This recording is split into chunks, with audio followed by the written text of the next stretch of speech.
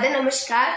मैं वैष्णवी राजस्थान चौमेला से आज आप सभी के समक्ष एक बार फिर अपनी कुछ रचनाएं लेकर प्रस्तुत हुई हूँ। और मैं सर्वप्रथम धन्यवाद करना चाहूंगी कवि समाज रावत सर का, जिन्होंने मुझे आज फिर एक बार इस मंच पर बोलने का मौका प्रदान किया है। तो मैं तहे दिल से उनका धन्यवाद करती हूँ। और मैं जो आज की अपनी रचनाएं पढ़ने जा रही हूँ, उन रचनाओं से पहले मैं अपनी 4 पंक्तियों से आज के कार्यक्रम की शुरुआत करूंगी कि शुरू किया है सफर हमने, सफलता हम भी पाएंगे। जो समझते थे हमें कुछ नहीं, एक पहचान अब हम भी बनाएंगे। तो आइए हम आज के प्रोग्राम की शुरुआत करते हैं। तो आज की जो मेरी पहली रचना है वह रचना निश्चल प्रेम पर है। तो सुनिएगा कि अल्फाज नहीं कहने को फिर भी मैं कुछ कहना चाहती हूँ। भले हो तुमसे दूरियां इतनी, मैं तुम ही में रहना चाहती हूँ। अल्फाज नहीं कहने को फिर भी मैं कुछ कहना चाहती हूँ। अपने दिल की बात मैं बस तुमसे कहना चाहती हूँ। इस जन्म में नहीं, जन्म साथ रहना चाहती हूँ। अल्फाज नहीं कहने को फिर भी मैं कुछ कहना चाहती हूँ। हालांकि कई मुश्किलें हैं सामने हर मुश्किल में मैं साथ देना चाहती हूँ। तुम कहो या ना कहो, मैं तो तुम्हारी आंखें पढ़ना चाहती हूँ।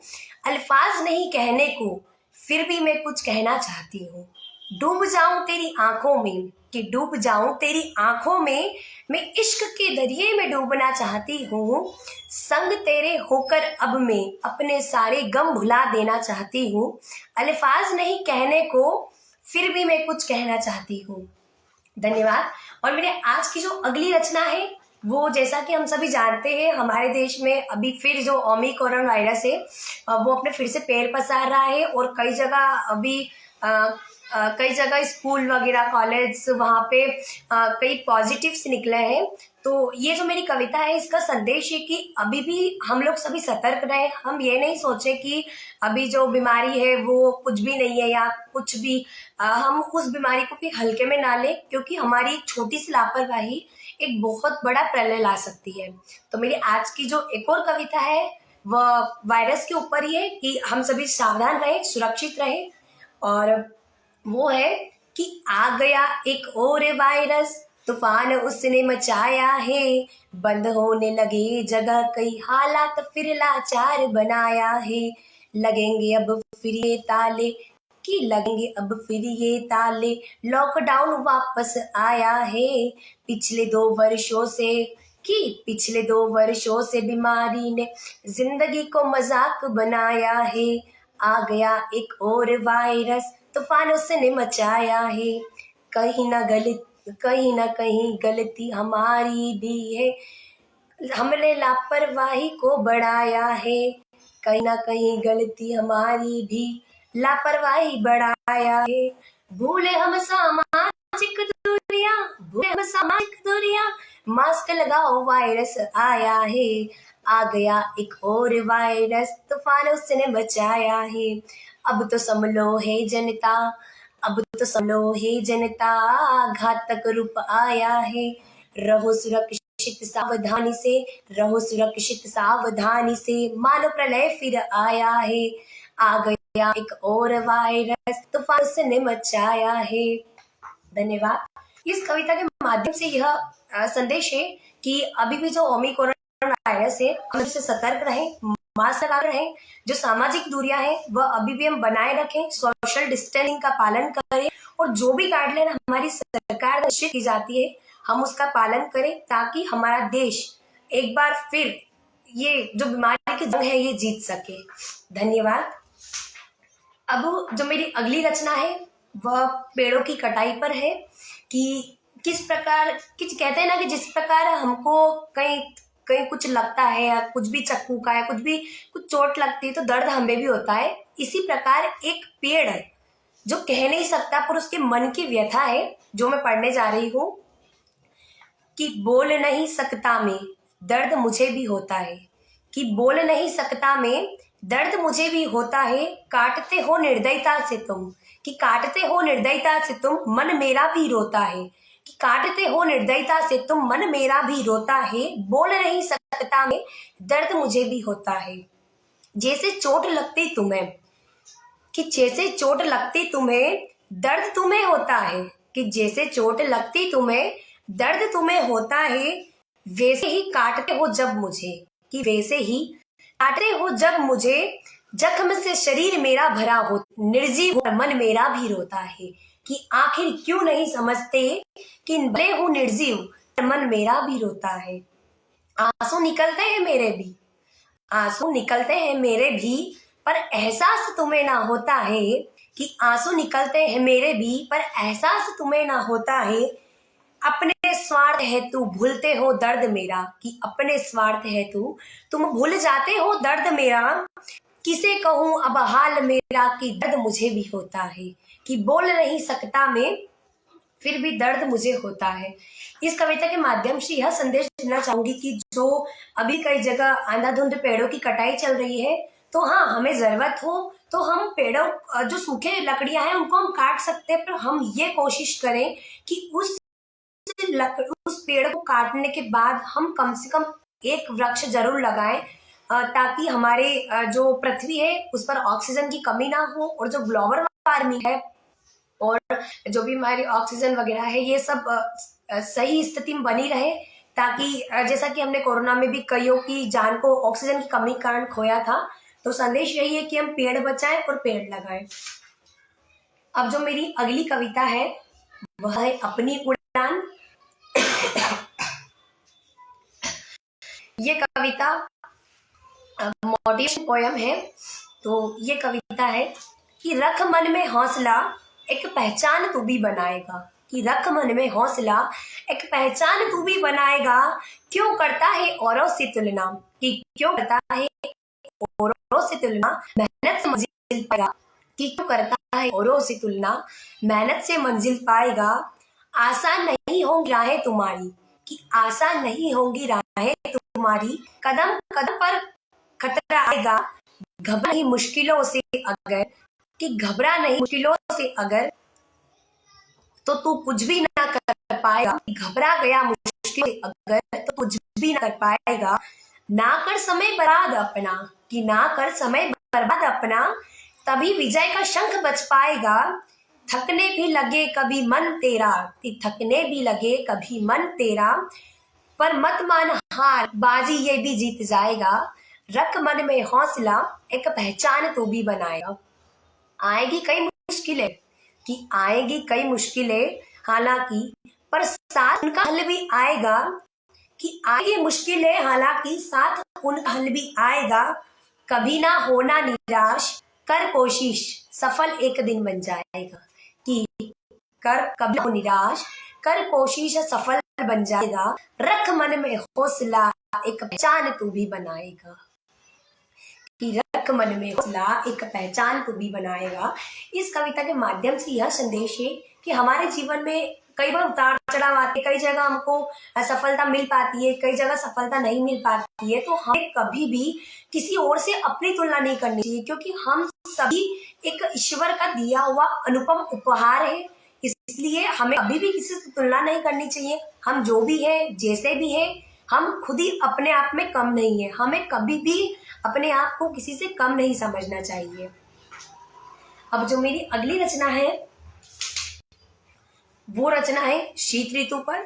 जैसा कि अभी शीत ऋतु का समय है, तो हमारे आसपास हम कई जगह देखते होंगे कि जो सक्षम असक्षम व्यक्ति है वह गर्म कपड़े, स्वेटर या खाने पीने की वस्तु ये लाने में सक्षम नहीं हो पाते हैं। तो इस कविता के माध्यम से संदेश उस असक्षम व्यक्ति के मन की व्यथा कही गई है। आ गई है शीत ऋतु, अब खुद को मैं कहाँ छिपाऊं, मजबूर हूँ हालात से ऐसे, मैं तो शरीर ही ना पाऊं। आ गई है शीत ऋतु, अब खुद को मैं कहाँ छिपाऊं, अब होगी घर घरों में चर्चा, ये टोपा ये स्वेटर लाऊं। अब होगी घरों में चर्चा, ये टोपा ये स्वेटर लाऊं। ना ऊनी कपड़े यहाँ पर, ना ऊनी है कपड़े यहाँ पर, झोपड़े में ठिठुरता जाऊं। आ गई है शीत ऋतु, अब खुद को मैं कहाँ छिपाऊं। जरा सा खराब होने पर एक तरफ रख देते स्वेटर, जरा सा खराब होने पर एक तरफ रख देते स्वेटर। मैं तो एक ही फटे स्वेटर में कई साल ऐसे बिताऊं। आ गई है शीत ऋतु, अब खुद को मैं कहाँ छिपाऊं। ना सिर पर छत है मेरे, ना सिर पर छत है मेरे, खुली सड़क में रात बिताऊं। लगती है ठंड मुझे भी, लगती है ठंड मुझे भी, गर्म कपड़े कहाँ से लाऊं। आ गई है शीत ऋतु, अब खुद को मैं कहाँ छिपाऊं। इस कविता के माध्यम से यह संदेश है कि हमारे आसपास जो भी असक्षम व्यक्ति हमें देखते हैं, हमारे घर में ऑलमोस्ट हमारे सभी के घर में पुराने कपड़े तो रहते ही हैं।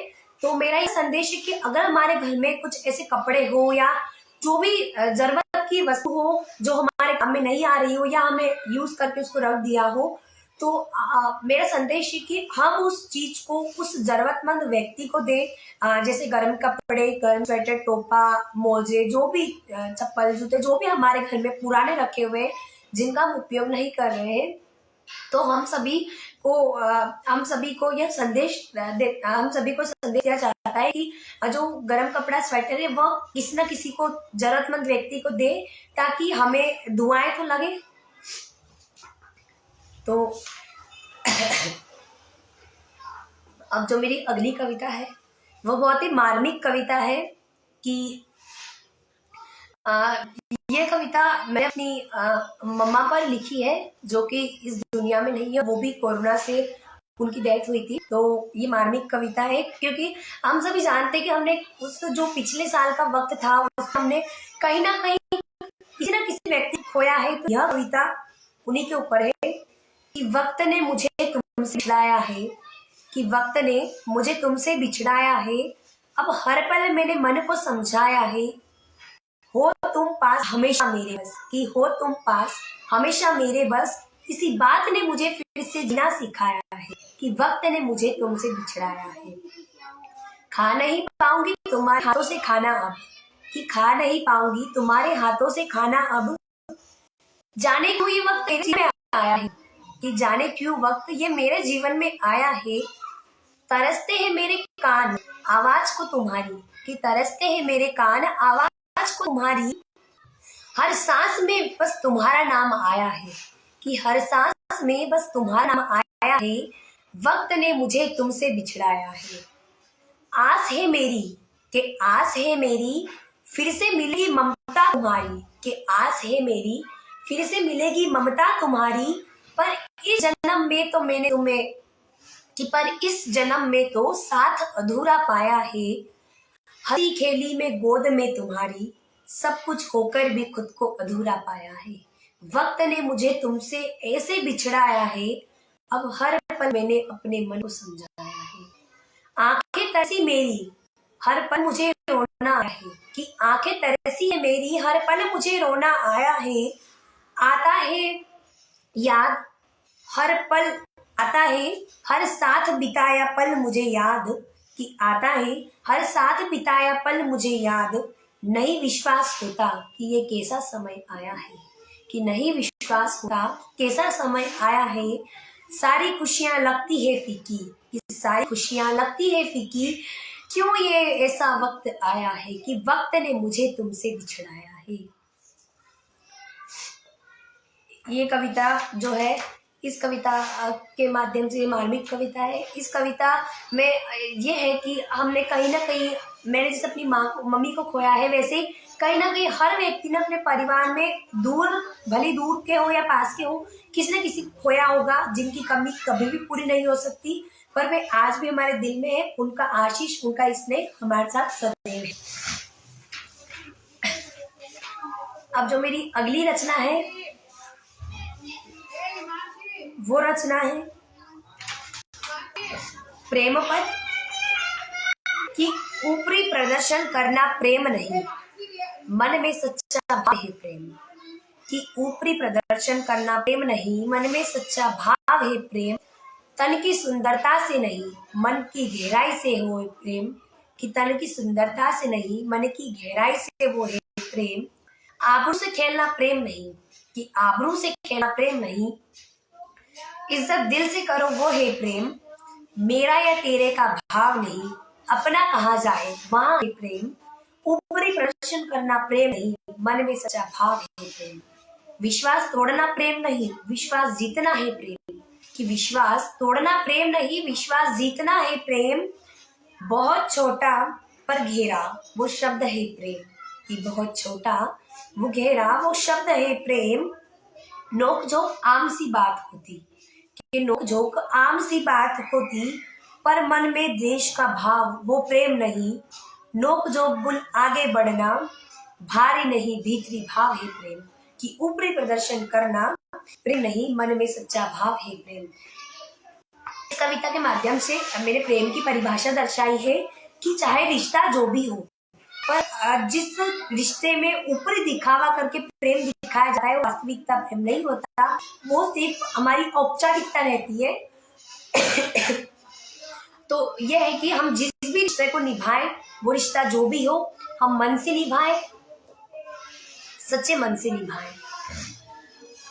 अब जो मेरी अगली कविता है वो जीवन पर है। कि संघर्ष सा होता कठिन होता है जीवन।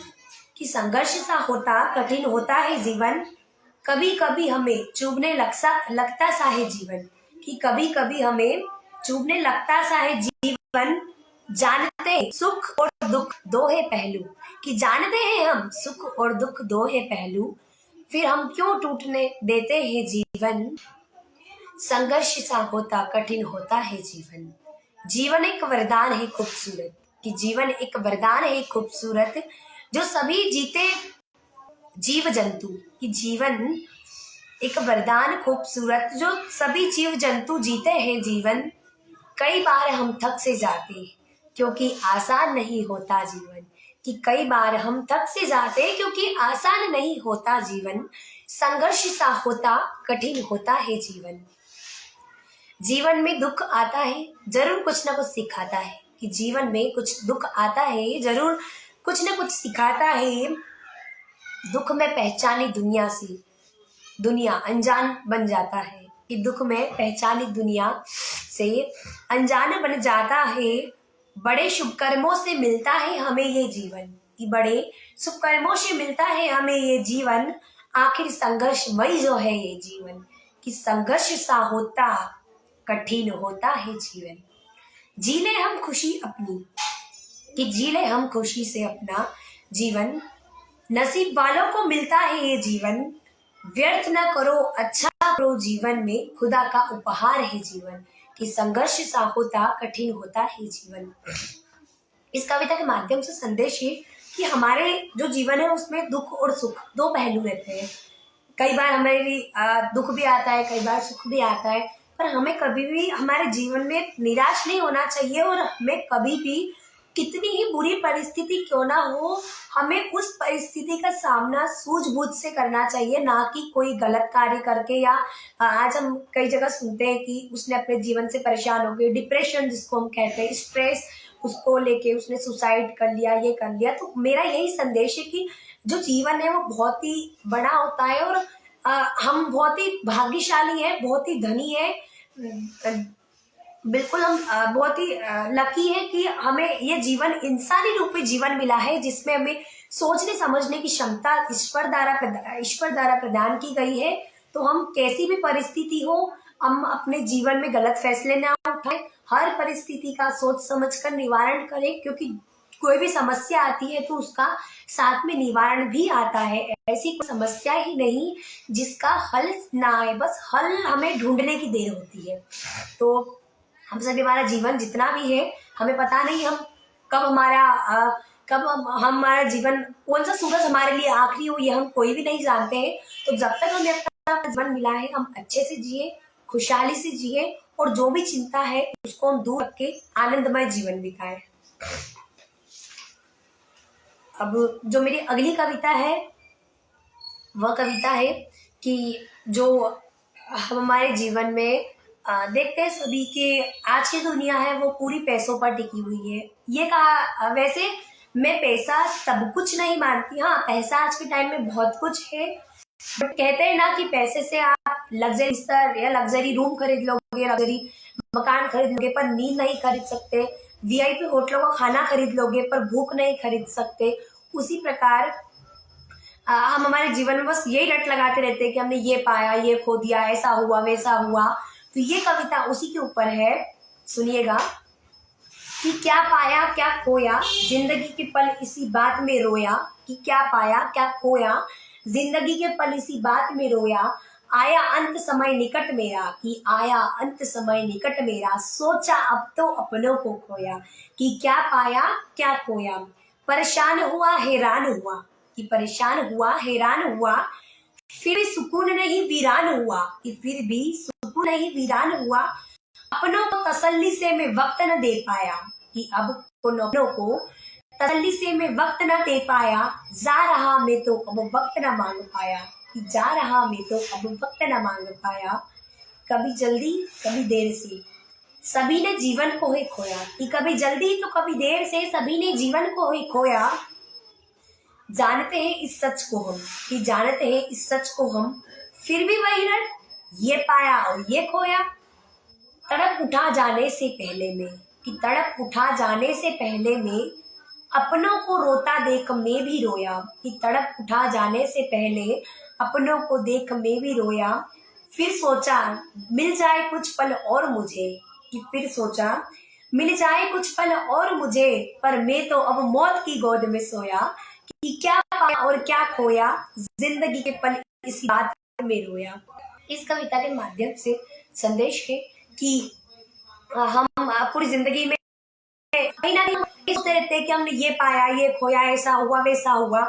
तो इस कविता के माध्यम से संदेश है कि हम अपनों को वक्त दें, क्योंकि जब वो हमारे अपने हमसे जुदा हो जाते हैं हमें तब शायद उसकी कीमत समझ आती है कि वो क्या थे क्या नहीं थे। तो हमारे पास जो भी वक्त है हम हमारे परिवार के साथ वक्त बिताएं और जो हमारे अपने हैं हम उन्हें समय दें। चाहे हम कितने ही हमारे दैनिक जीवन में व्यस्त क्यों ना रहे, पर कम से कम हम 10 से 15 मिनट अपनों के लिए अपने परिवार के लिए जरूर निकालें, क्योंकि कौन सा वक्त क्या कह के आएगा हम कुछ नहीं कह सकते।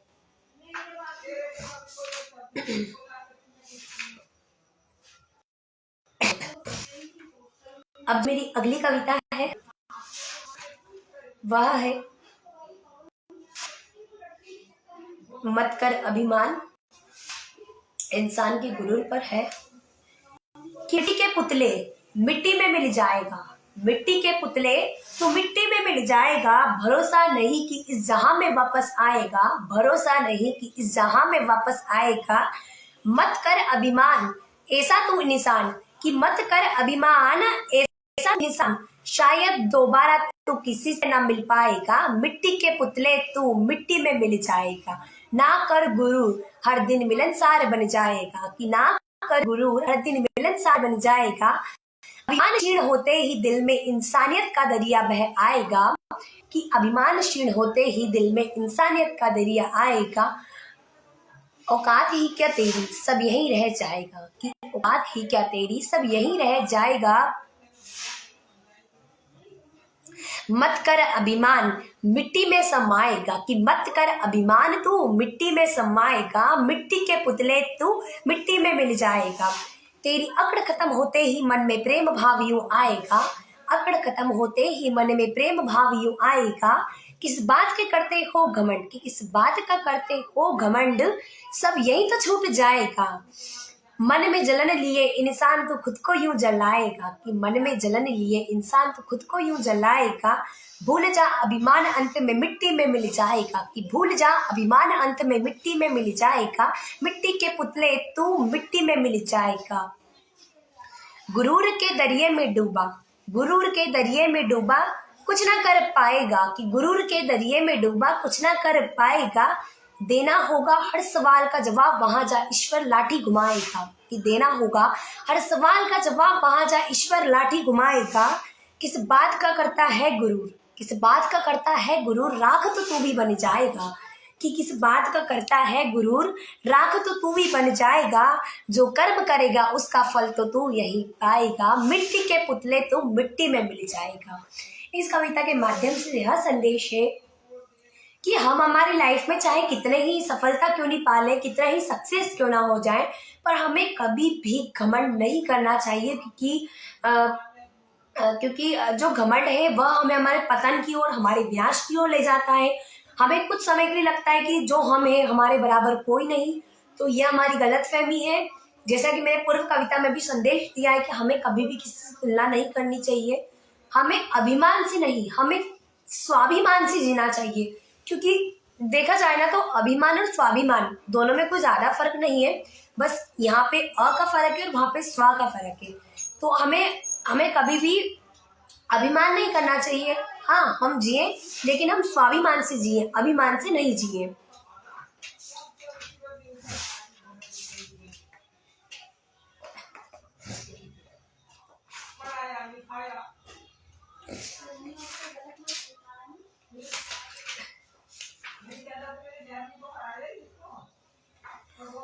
जो मेरी अगली रचना है वह, जैसा कि हम सभी देखते हैं कि जो ये सड़कों पे जो दिखाते जाते हैं, जो तमाशे वगैरह, जो छोटे छोटे बच्चे हम देखते हैं कि वो रस्सी पे चलते हैं, मतलब ऐसे ऐसे करतब करते हैं कि हमारी आंखें बहुत ही आश्चर्य रह जाती है कि इतना छोटा बच्चा और ये कैसे कर रहा है। तो यह कविता उनके मन की व्यथा है कि वो क्यों करते हैं ये काम वगैरह। तो ये उनकी मन की व्यथा सुनाने जा रही हूँ। कि दो निवाले खाना चाहूं, कि दो निवाले खाना चाहूं, वो भी मैं खाना पाऊं। कि दो निवाले खाना चाहूं, वो भी मैं खाना पाऊं। घूमता मैं सड़कों पे ऐसे, कि घूमता मैं सड़कों पे ऐसे, यहाँ मैं जाऊं वहां मैं जाऊं। दो निवाले खाना चाहूं, वो भी मैं खाना पाऊं।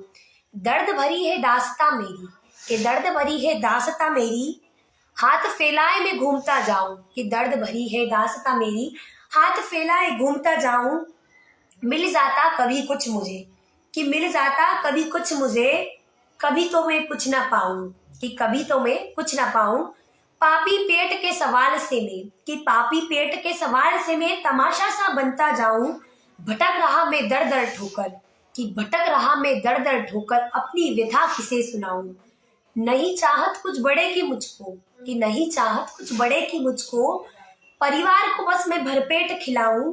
सो जाता मैं तो भूखा ही, कि सो जाता मैं तो भूखा ही, परिवार को भूखा देख ना पाऊं। दो निवाले खाना चाहूं, वो भी मैं खाना पाऊं।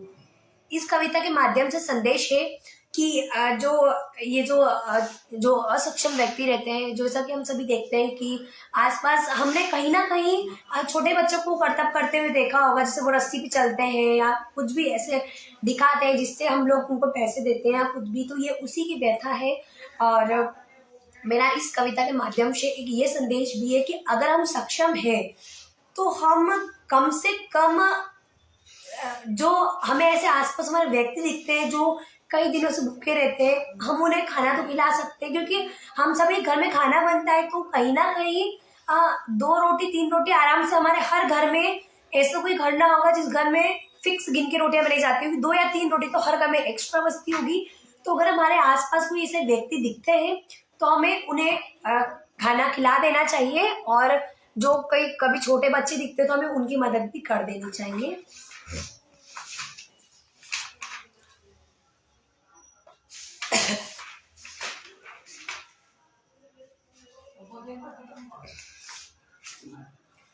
तो अभी मैं अपनी अगली रचना पढ़ने से पहले एक और शायरी पढ़ने जा रही हूँ। तो वह है, आसान नहीं होंगी राहें तुम्हारी, कि आसान नहीं होंगी राहें तुम्हारी, कदम कदम पर खतरा आएगा। कि आसान नहीं होंगी राहें तुम्हारी, कदम कदम पर खतरा आएगा। घबराता है तो क्यों मुश्किलों से, कि घबराता है तो क्यों मुश्किलों से, तो तू घबरा गया कुछ भी ना कर पाएगा, कि आसान नहीं होंगी राहें तुम्हारी, कदम कदम पर खतरा आएगा। अब जो मेरी अगली रचना है वह है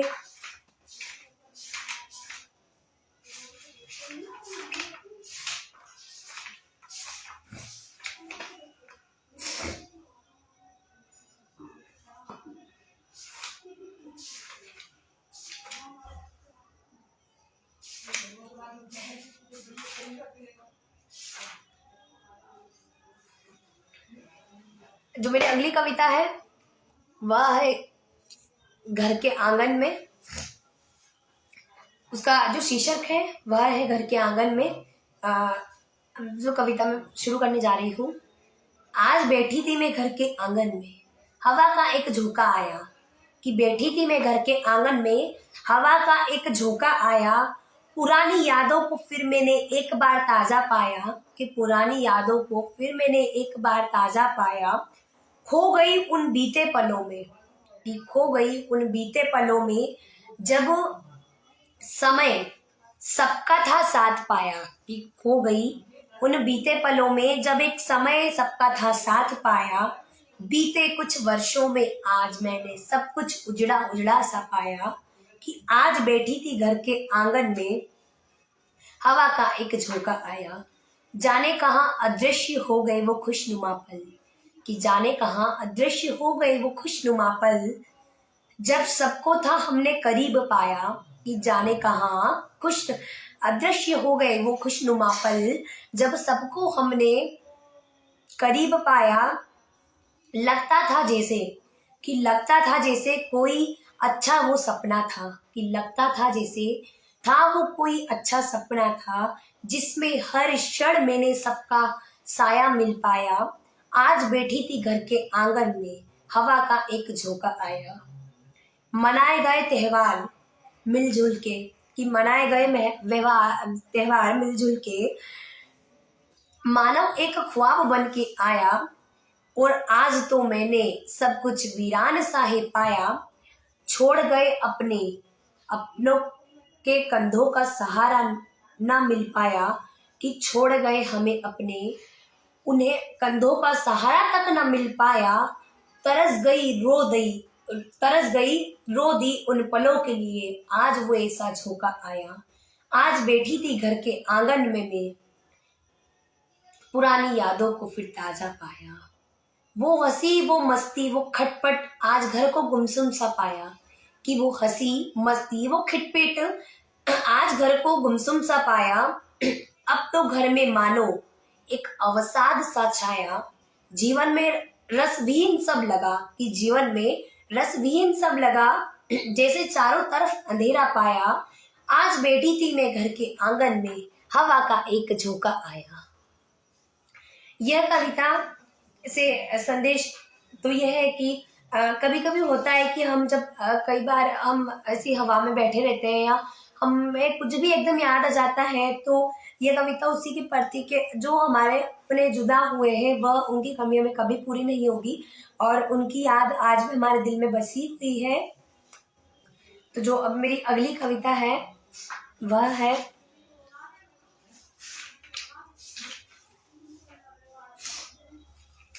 पापा के ऊपर।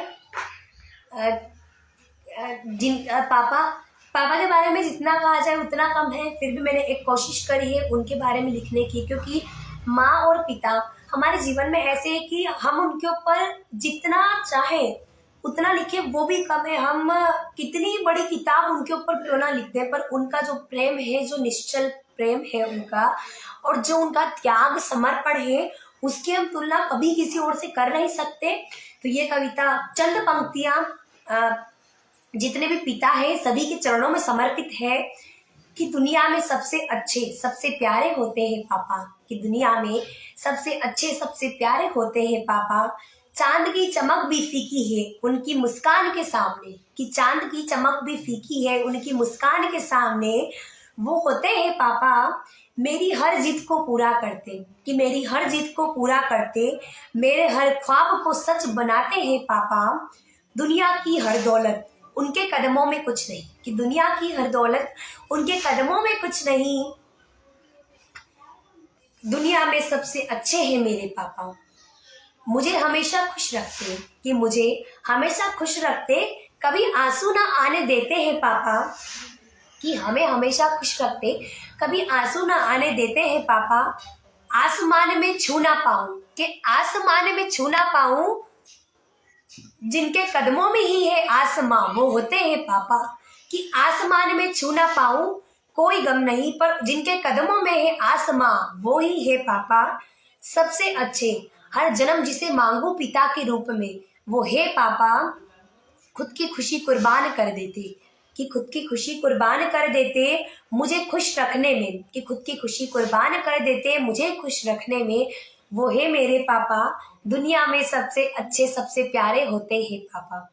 शब्दों में बयां नहीं कर सकती प्रेम उनका, कि शब्दों में बयां नहीं कर सकती मैं प्रेम उनका। वो हीरो है मेरे पापा, कि शब्दों में मैं क्या बयां करूं उनका प्रेम। वो हीरो है मेरे पापा।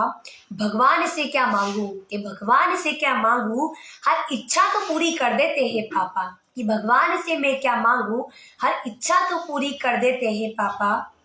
कैसे शुक्रिया करूं भगवान का, कि कैसे शुक्रिया करूं भगवान का अवतार है पापा, कि कंधों पर बिठाया पूरा जहां जिसने घुमाया, वो होते हैं पापा। कि कंधे पर बिठा के जिसने जहां पूरा घुमाया, वो होते हैं पापा। दुनिया में सबसे अच्छे सबसे प्यारे होते हैं पापा। नन्हे नन्हे कदमों से चलना जिसने मुझे सिखाया, कि नन्हे नन्हे कदमों से चलना मुझे जिसने सिखाया, हर रूप को उन्होंने बखूबी है निभाया, हर रूप को उन्होंने बखूबी है निभाया। जिसने अपनापन दिखाया वो है मेरे पापा। दुनिया में सबसे अच्छे सबसे प्यारे होते हैं पापा। सबकी मदद करते हैं बड़े दिलदार है पापा, ये सबकी मदद करते हैं बड़े दिलदार है पापा। अपनों को परेशानी में देख खुद भी परेशान हो जाते हैं पापा, कि दुनिया में सबसे अच्छे सबसे प्यारे होते हैं पापा। धन्यवाद। पापा के बारे में या माता पिता के बारे में हम जितना कहा जाए उतना कम होता है, क्योंकि जिस प्रकार एक माँ अपने बच्चे को पालने में कई तकलीफों का सामना करती है, उसी प्रकार पिता भी कोई आसान नहीं होता। वो भी हमें हमारी खुशियों को पूरा करने के लिए वह अपनी जो खुशियां हैं, अपनी जो जरूरत है, अपनी जो इच्छाएं हैं, वो उनको दबा लेते हैं। वो ये सोचते हैं कि नहीं, मुझसे पहले मेरे बच्चे की जरूरत है, मुझसे पहले मेरे बच्चे की इच्छा पहले है। तो माता पिता के बारे में जितना कहा जाए उतना कम है। फिर भी मैंने चंद पंक्तियों से पिता के प्रेम भाव को समझाने की कोशिश की थी। तो अब जो मेरी अगली रचना है वो बच्चों पर है, कि मासूम से प्यारे नटखट होते हैं बच्चे, कि मासूम से प्यारे नटखट होते हैं बच्चे, थोड़े जिद्दी, कि थोड़े जिद्दी पर दिल के साफ होते हैं बच्चे। सबको प्यारे लगते, कि सबको प्यारे लगते, शैतानियों का बम फोड़ते हैं बच्चे। मासूम से प्यारे होते हैं बच्चे। हंसते जब ऐसा लगता, कि हंसते जब ऐसा लगता जैसे कान्हा जी का रूप हो बच्चे, कि हंसते जब ऐसा लगता जैसे कान्हा जी को रूप हो बच्चे।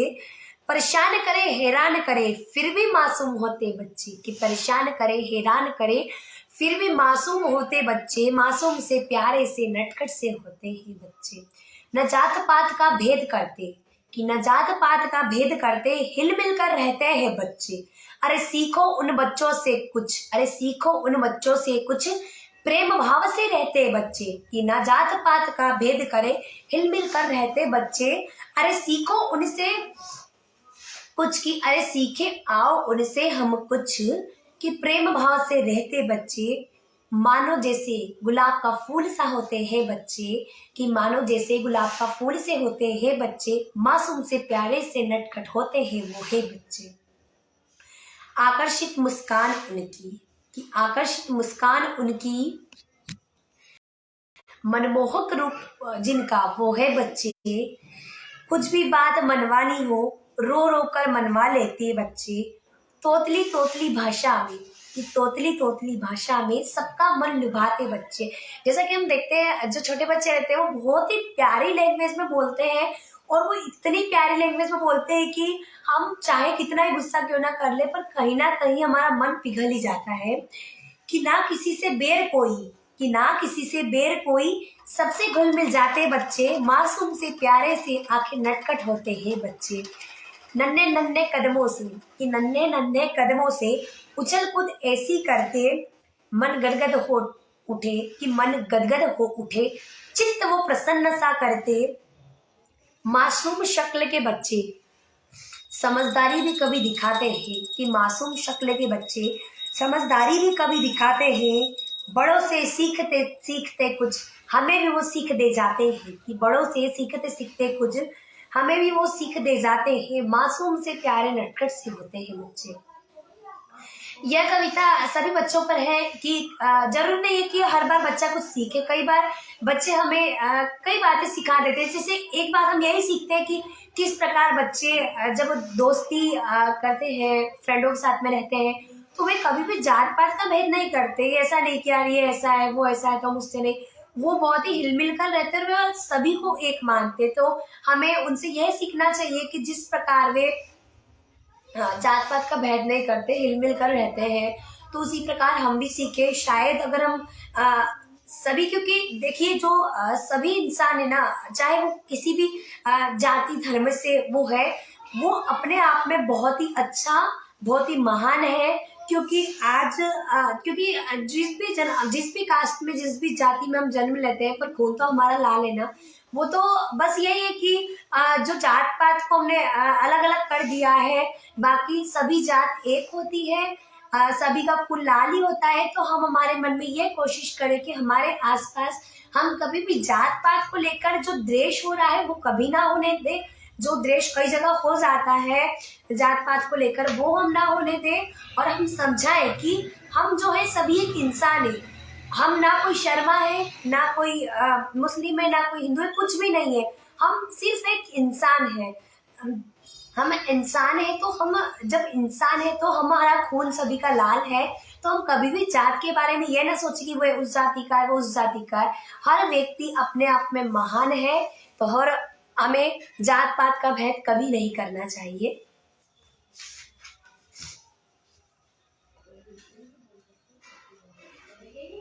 अब जो मेरी अगली कविता है वह रजो धर्म पर है। जैसा कि हम सभी जानते हैं कि आज के टाइम में जो महिला जाति है, वह ये जो रजो धर्म का आज जो मैं टॉपिक बोलने जा रही हूँ, उसमें बहुत ही वो शर्म महसूस करती है। तो मैं आज अपनी कुछ पंक्तियां कहना चाहूंगी, और ये जो कविता है उसका शीर्षक है सोच बदलो दुनिया बदलेगी। क्योंकि आसान नहीं होता है। जैसे कई लोग जो रहते हैं वो टिप्पणी करते हैं, हंसी उड़ाते हैं। तो मेरा यह संदेश है कि हमें कभी भी किसी पर टिप्पणी नहीं करनी चाहिए, क्योंकि अगर ये जो रजो धर्म है, अगर ये नहीं होता ना, तो आज शायद दुनिया में कोई भी नहीं होता। तो ये कविता है सोच बदलो दुनिया बदलेगी। कि सहती अपनी पीड़ा में एक कोने में, कि सहती अपनी पीड़ा में एक कोने में, मैं दर्द से कहारती रह जाती हूँ। कि सहती अपनी पीड़ा में एक कोने में, मैं दर्द से कहारती रह जाती हूँ। जब कहता भाई करो पूजा अर्चना, कि जब कहता भाई करो पूजा अर्चना, तब मैं इधर उधर हो जाती हूँ। सहती अपनी पीड़ा एक कोने में, मैं दर्द से कहारती रह जाती हूँ। जब कहते दादा खाना ला किचन से, मैं तो बस खामोश खड़ी रह जाती हूँ। जैसा कि हमने कई जगह देखा है कि कई जगह जब जो हमारा समय चल रहा होता है, तब जैसा कहते हैं कि यहाँ मत टच हो, वहां मत टच हो।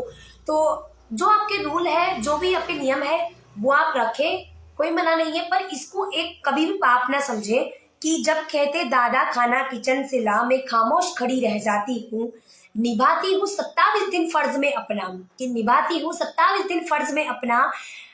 बस 3 दिन के लिए मैं दोषी क्यों मानी जाती हूँ, कि बस 3 दिन के लिए मैं दोषी क्यों मानी जाती हूँ। सहती अपनी पीड़ा एक कोने में, मैं दर्द से कहारती रह जाती हूँ। दर्द सहती पूरे शरीर में ऐसा, कि दर्द सहती मैं पूरे शरीर में ऐसा, पूरा दर्द बिना आवाज के सह जाती हूँ। क्यों हंसते हो मेरे रजो धर्म पर, कि क्यों हंसते हो मेरे रजो धर्म पर तुम, इससे तो मैं तुम्हें दुनिया में लाती हूँ। कि सहती मैं अपनी पीड़ा एक कोने में, मैं दर्द से कहारती रह जाती हूँ।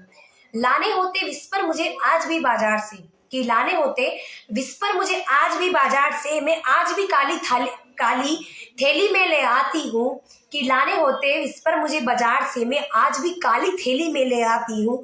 अरे क्यों मानते हो पाप इसे, अरे क्यों मानते हो तुम पाप इसे, इसी से तो मैं परिवार बनाती हूँ। सहती अपनी पीड़ा एक कोने में, मैं दर्द से कहरती रह जाती हूँ। इस कविता के माध्यम से संदेश है कि जो समय चक्र रहता है, जो रजोधर्म रहता है, उसमें एक जो दर्द होता है वह एक नारी के अलावा और कोई नहीं समझ सकता है, क्योंकि वो दर्द, क्योंकि सही है ना, आज जो भी चोट लगेगी वो हमें लगेगी तो दर्द हमें महसूस होगा। इसी प्रकार आज हम कई जगह देखा जा रहा है कि अभी भी हमारे देश में इस बात को लेकर, रजोधर्म को लेकर बहुत ही झिझक है।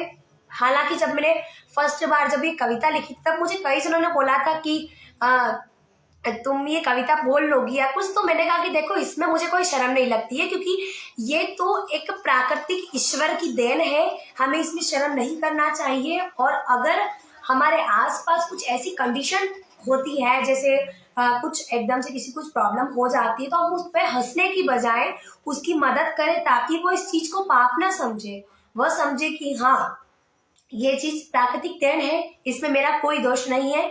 और मेरा सभी से निवेदन है कि जो अभी भी ये सोचते हैं कि ये गलत है, ये पाप है, ये मतलब धर्म के खिलाफ, ये मतलब पाप है या कुछ भी गंदा है या पाप है, इसको हम पाप न समझे। यह एक ईश्वर की देन है, क्योंकि आज ये है तभी हम दुनिया में आए, वरना हम दुनिया में आ ही नहीं पाते और ना दुनिया का निर्माण होता। धन्यवाद।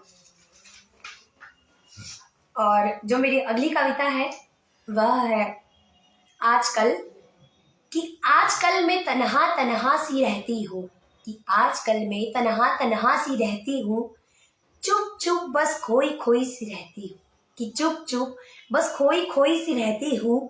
दिल की बातें अब मैं खुद से ही कहती हूँ, कि दिल की बातें अब मैं खुद से ही कहती हूँ। ना कोई शिकवा किसी से, कि ना कोई शिकवा किसी से, बस खामोश में रहती हूँ। आजकल मैं तन्हा तन्हा सी रहती हूँ। पहले हंसा करती थी मैं खुलकर, कि पहले हंसा करती थी मैं खुलकर, अब हंसी कहीं ना कहीं सिमटे रहती हूँ, कि हंसी कहीं ना कहीं सिमटे रहती हूँ। बीत गए मेरे रंगीन पल वो, कि बीत गए मेरे रंगीन पल वो, मैं अब चुभन सी महसूस करती हूँ। मन में अवसाद लिए, कि मन में अवसाद लिए मैं चुप चुप सी रहती हूँ। मैं अपना दर्द अकेले सहती हूँ। टूट गई इस कदर अंदर से मैं इतना, कि टूट गई हूँ इस कदर अंदर से मैं इतना, बस चुप्पी का पर्दा में ढके रहती हूँ। कि आजकल मैं तन्हा तन्हा सी रहती हूँ।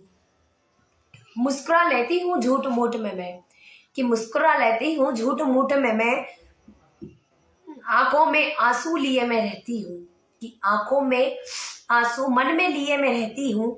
मन में लिए दर्द को अपने, बस चुप गुमसुम सी मैं रहती हूँ। आजकल मैं तन्हा तन्हा सी रहती हूँ। अब जो मेरी अगली रचना है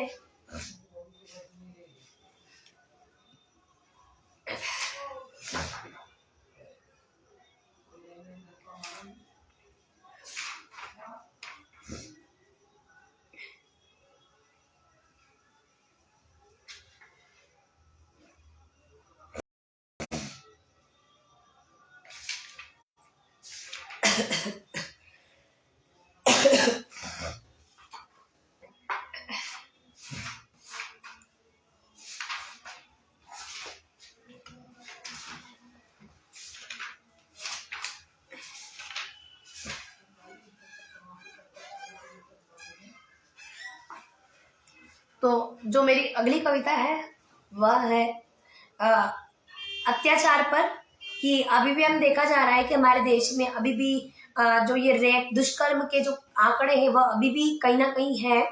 तो ये कविता है कि ये दुनिया में कितनी अजीबो गरीब है, इस दुनिया में कोई सुरक्षित नहीं, कि दुनिया भी कितनी अजीबो गरीब है, इस दुनिया में कोई सुरक्षित नहीं।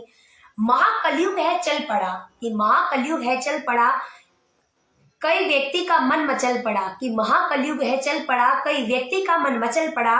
सरेआम लड़कियों की बेइज्जती करते हैं यहाँ, कि सरेआम लड़कियों की बेइज्जती करते हैं यहाँ। ये दुनिया भी कितनी अजीबो गरीब है, लड़कियां अकेले नहीं घूमने पर मजबूर है, कि लड़कियां अकेले नहीं घूमने पर मजबूर है, जमाना ही ऐसा क्या ये घटिया दस्तूर है, कि जमाना ही ऐसा क्या ये घटिया दस्तूर है। पूछती हूँ उन दरिंदों से मैं, कि पूछती हूँ उन दरिंदों से मैं जो लड़कियों की बेइज्जती करते हैं, कि पूछती हूँ उन दरिंदों से मैं कि जो लड़कियों की बेइज्जती करते हैं।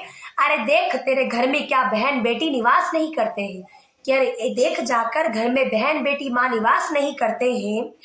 दूसरी लड़कियों की बेइज्जती तो आसानी से करते हैं, कि दूसरे लड़कियों की बेइज्जती तो तुम आसानी से करते हैं, जब बात अपनी माँ या बहन की आए तो लड़ने मरने पर उतरते हैं। अरे वाह रे दुनिया, कि जब बात अपनी बहन या माँ की आ जाए तो लड़ने मरने पर उतरते हैं, और यहाँ पे ये ऐसी सरेआम बेइज्जती करते हैं। पूछती हूँ उन दरिंदों से कि घर में क्या बहन बेटी या माँ निवास नहीं करते हैं। इस कविता के माध्यम से संदेश है कि हम हमारे आसपास अगर कुछ गलत हो रहा है तो हम उसे रोकें। अगर कोई व्यक्ति किसी लड़की के साथ या लड़के के साथ, देखो ऐसा नहीं है कि सिर्फ लड़की के साथ ही गलत होता है, अभी कई जगह हमने देखा, कई बार लड़कों के साथ भी हो जाता है। तो हम हमारे आसपास जो भी गलत देखें वो हम चुपचाप ना सहे, गलत पर आवाज उठाएं, क्योंकि कहा जाता है कि गलत करने वाला वो भी गुनहगार होता है, जिसके साथ गलत हो रहा है वह सहन कर रहा है वो भी गुनहगार है, और अगर हम तमाशा बन के उस चीज को देख रहे हैं तो कहीं ना कहीं हम भी गुनहगार हैं। तो हमारे आसपास अगर कुछ गलत होता है तो हम आसपास गलत है तो हम उसे रोकें, गलत ना होने दें, और हमारे आसपास का वातावरण हम सही बनाएं।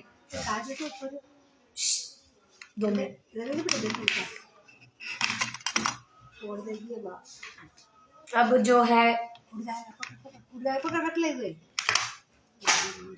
अब जो अगली हमारी रचना है वह है जिंदगी पर, कि जिंदगी एक खेल है, जिंदगी एक खेल है, कभी हार तो कभी जीत, कभी हार तो कभी जीत। जिंदगी में कई मुश्किलें आती है, कई विपदाएं आती है, कि जिंदगी में कई मुश्किलें आती है, कई विपदाएं आती है।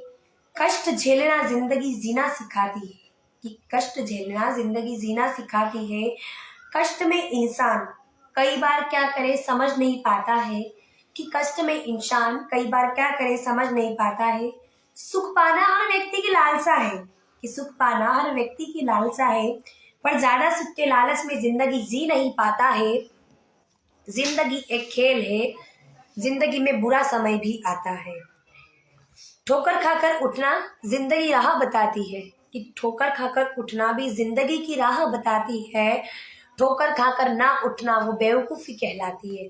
हाँ, हालांकि कहते हैं कि एक बार हमें चोट लगे नहीं उठ पाए, दूसरी बार लगी, पर हम वही गलती, जब एक कोई गलती होती है तो वो हमसे अनजाने में होती है, उस गलती से हम कुछ सीखें, और अगर उस गलती को हम रिपीट कर रहे हैं तो यह हमारी मूर्खता है, कि ठोकर खाकर न उठना बेवकूफी कहलाती है। जिंदगी की एक खेल है, कि जिंदगी एक खेल है, कभी जीत तो कभी हरा जाती है।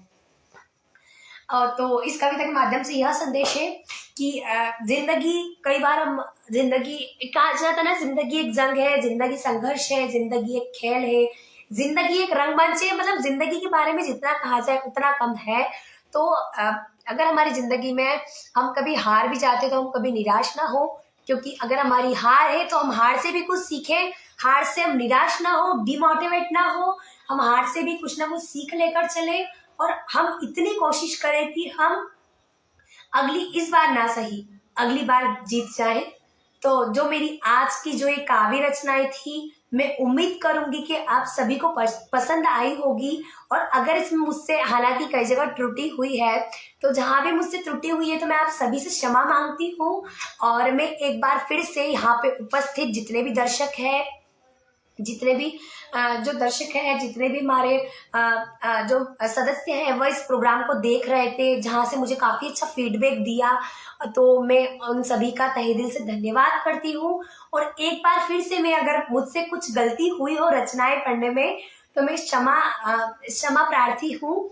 और मैं एक बार फिर से आप सभी को धन्यवाद देना चाहूंगी कि आप सभी ने अपना इतना कीमती, इतना बहुमूल्य समय निकाल कर मेरी रचनाओं को सुना, पढ़ा, मुझे काफ़ी अच्छा यहाँ से फीडबैक दिया और धन्यवाद। इसी के साथ में मैं अपना प्रोग्राम यही समाप्त करती हूँ। एक बार फिर से आप सभी जो बड़े हैं उन सभी के चरणों में सादर नमन, चरण स्पर्श, और जो भी मुझसे छोटे या मेरे बराबर जो भी प्रोग्राम दे रहे हैं उन सभी को बहुत बहुत स्नेह आभार व्यक्त करती हूँ। धन्यवाद। मैं अपना प्रोग्राम यही समाप्त करती हूँ। जय हिंद।